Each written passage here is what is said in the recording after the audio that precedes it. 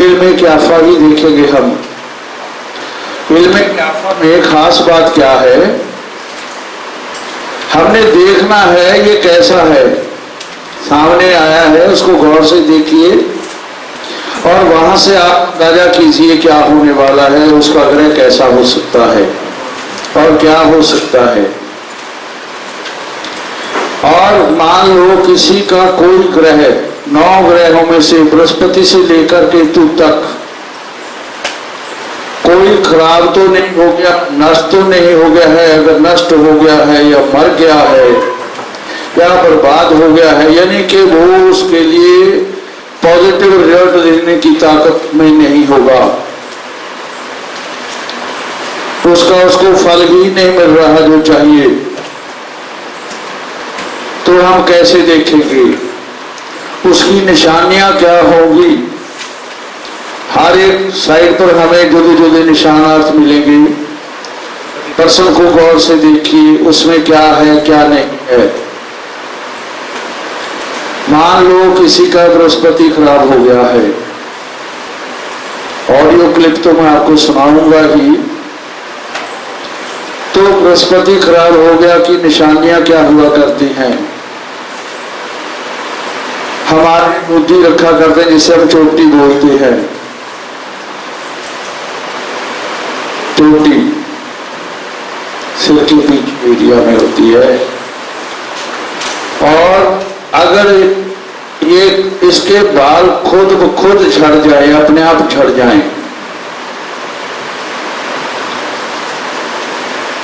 किसी बीमारी के कारण से नहीं या गंजेपन के कारण से नहीं, बाकी बाल हैं, ये पहली निशानी होगी।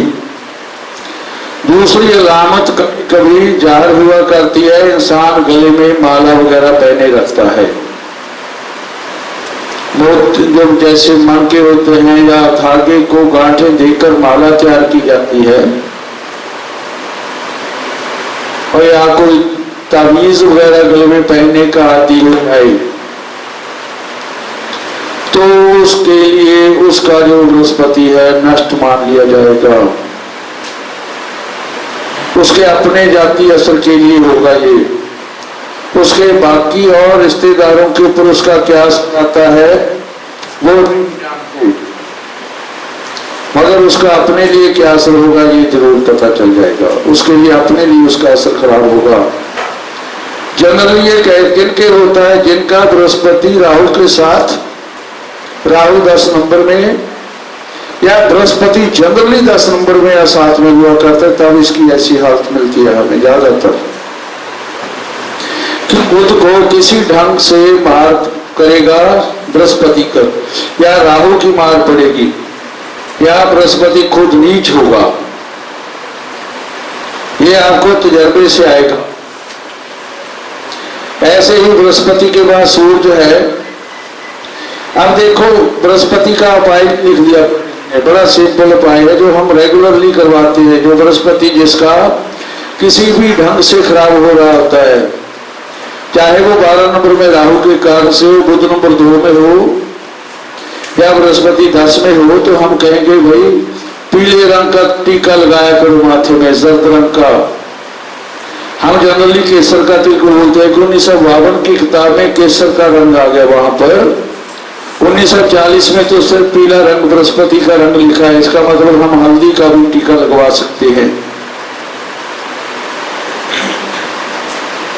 हल्दी के टीके से भी उतना ही काम होगा। कोई गरीब आदमी है, 200-250 रुपए का 1 ग्राम केसर कहां से लेगा। कई लोग तो पूछने वाले के पास, जैसे मैं बैठता हूं, मेरे पास किराया भी किसी से मांग कर लेकर आते हैं। अरे भाई किराया लेकर आया हूं मैं किसी से, उनको मैं 250 रुपए का केसर लिख दूं, वो कहां से ले आएगा। उसको कहता हूं भाई जो हो सके हल्दी का तिलक ही लगा लिया कर, माथे में नहीं तो जुबान पर लगा ले, जुबान पर नहीं तो नाभि में लगा ले, नाभि पर नहीं तो पगड़ी पर लगा ले। ये 4 स्थान है। 1940 की किताब में सिर्फ 2 जगह लिख रखा है, वहां तो माथा ही लिख रखा है,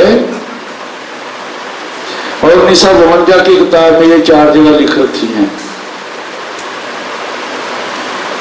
कहीं भी लोग कहते हैं चारों जगह लगा, वहां भी तेरी इच्छा है, एक जगह लगाने से भी उतना ही काम होगा।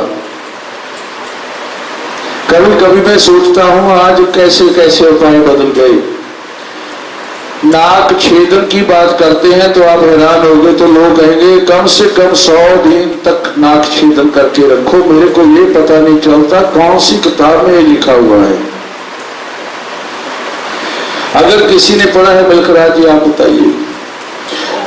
100 दिन, 100 घंटे भी नहीं है, 96 घंटे है।